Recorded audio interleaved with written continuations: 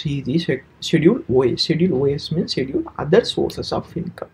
So in our case, Ram has invested in some private company named XYZ. That company is paying some amount, nearly 2347 rupees has paid to the by that company to Ram as interest. So interest or gross. So that would be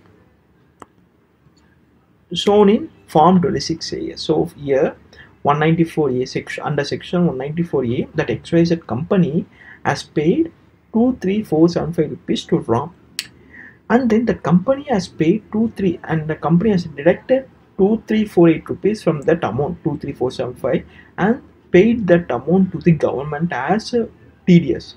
So here 10% of the actual amount has been paid by that company to the government on behalf of Ram.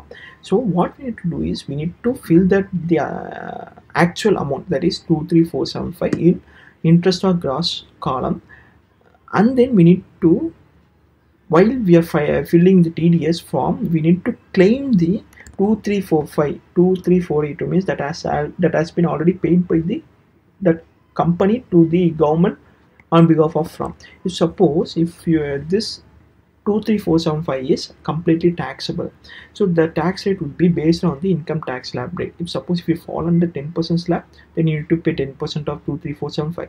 If suppose if you fall under 20% slab, then you need to pay 20% of 23475. Similarly for 30% of 23475.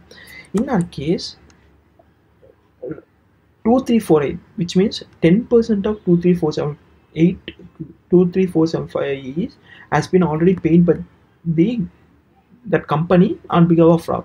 So you need to pay the remaining tax only. If suppose if you fail to include that information in TDS, then you would have fallen into a situation where you pay more tax than the expected one. So it's mandatory, you need to keep reference of Form 26AS while filling the TDS form.